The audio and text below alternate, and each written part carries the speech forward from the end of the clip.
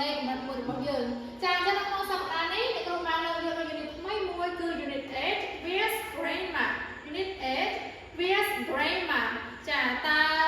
លោកយាយនៅទីណាឬក៏ជីដូននៅទីណាអូខេអញ្ចឹងនៅក្នុង unit 8នេះផងដែរលោកបានលើកយកនៅ lesson 1 words lesson 1 words ចាអញ្ចឹងយើងនឹងរៀនពាក្យមួយចំនួនណាចាពាក្យទាំងអស់ហ្នឹងគឺ there are 5 words ចាគ្រូបានអានពាក្យថ្មីចំនួន5ទៅកាន់បងប្អូនទាំងអស់គ្នាអូខេអញ្ចឹងគឺយើងចង់ដឹងថាតើពាក្យទី1អានថាម៉េចរហូតដល់ពាក្យទី5អានថាម៉េចហើយវាមានអត្ថន័យបែបណាអញ្ចឹងអ្នកគ្រូនឹងបង្ហាញបងប្អូនទាំងអស់គ្នានៅក្នុងពេលបន្តិចទេប៉ុន្តែមុនពេលដែលអ្នកគ្រូអានជូនទាំងអស់គ្នាអ្នកគ្រូនឹងចាក់សូរសម្លេងនៃការស្ដាប់ជូនបងប្អូនសិស្សដើម្បីច្បាស់ថាតើ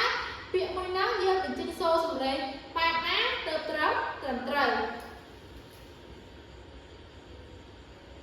Listening 86. Listen and point. Kitchen. Living room. Dining room. Bedroom. Bathroom. Bathroom. Kitchen. Living room. Bedroom. Dining room. Listen and repeat. Kitchen. Kitchen. Living room. Living room. Dining room. Dining room. Bedroom. Bedroom. Bathroom. Bathroom. Okay. អញ្ចឹងវិញគ្រូពេញថាទាំងអស់គ្នាគឺបានស្ដាប់ហើយក៏បានថាតាមផងដែរតោះឥឡូវដើម្បីយើងច្បាស់ក្នុងការអានដល់ថាតាមគ្រូទាំងអស់គ្នាម្ដងទៀតអូខេពាក្យទី1គឺ kitchen kitchen អូខេ kitchen នេះគឺប្រើថាផ្ទះបាយហើយនៅក្នុងពាក្យនេះដែរគឺគ្រូបានដាក់ពាក្យផងដែរជា kitchen មានដាក់ពាក្យជា noun គឺដាក់ពាក្យជានាមប្រើថាផ្ទះបាយគឺសំដៅទៅលើទីកន្លែងដែលយើងធ្វើម្ហូបអាហារសម្រាប់បរិភោគខ្លួនឯងចាថាផ្ទះបាយអូខេបន្តទៀតពាក្យទី2 number 2គឺពាក្យថា living room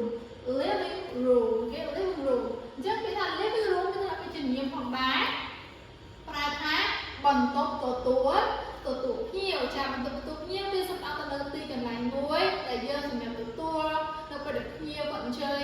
មកផ្ទះរបស់យើងទៅយើងមានទីកន្លែងមួយសម្រាប់គាត់អង្គុយលេងពិភាក្សាជាមួយយើងអីចឹងទៅអូខេតោះអូខេ number 3គឺពាក្យថា dining room dining room អូខេថាពាក្យជានាម noun ខ្លួនឯងគឺប្រើថាបន្ទប់ទទួលទានអាហារឬក៏បន្ទប់សម្រាប់ញ៉ាំអាហារក៏បានដែរចាអញ្ចឹង dining room គឺសំដៅទៅលើទីកន្លែងមួយសម្រាប់យើងញ៉ាំអាហារជុំគ្នាជុំគ្រួសារជុំណាក៏បានដែរជាបន្ទប់នឹងមួយគឺសម្រាប់កន្លែងញ៉ាំអាហារតែម្ដង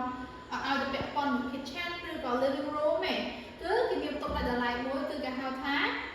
dining room បន្ទប់ទទួលទានអាហារឬក៏បន្ទប់ញ៉ាំអាហារឬជាទីកន្លែងសម្រាប់ញ៉ាំអាហារគេនេះឯងអូខេតោះ number 4 bedroom bedroom bedroom អូខេ bedroom ប្រើថាបន្ទប់គេអញ្ចឹងអត់មានច្បាស់ទៅដល់បន្ទប់គេគឺជាកន្លែងដែលយើងគេនឹងឯងអូខេតោះ number 5 bathroom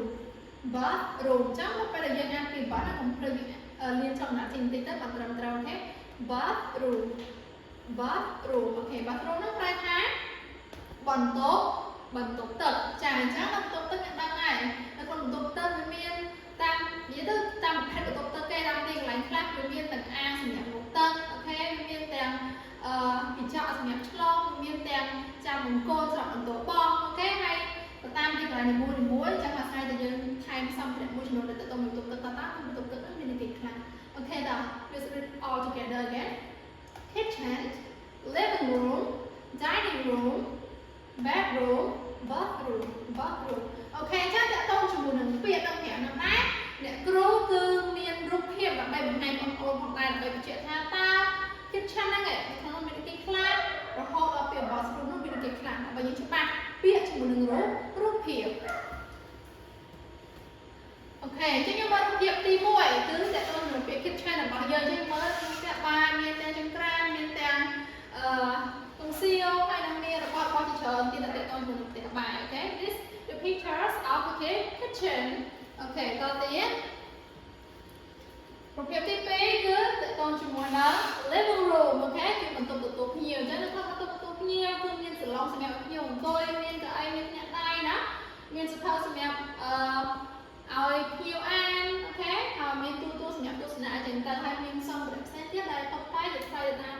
ម្ចាស់ផ្ទះនីមួយៗអូខេតាមបន្តទៀតទី3គឺ dining room បន្ទប់ទទួលទានអាហារអញ្ចឹងនេះកន្លែងច្បាស់ណាអូបន្ទប់ទទួលទានអាហារតែនេះមានចានមានកែវមានអីអញ្ចឹងទៅគឺមានបន្ទប់ដែលតម្លៃមួយគឺសម្រាប់ទទួលទានអាហារហៅថា dining room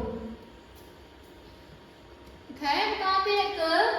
bedroom ដែលយើងប្រែថាបន្ទប់គេងចាអញ្ចឹងយើងមើលនេះគឺជាប្រភេទនៃបន្ទប់គេងរបស់គេយើងចង់មានអ្នកកថាថាមានរបៀបណាបែបclean បែបស្អាតមានអនាម័យអញ្ចឹង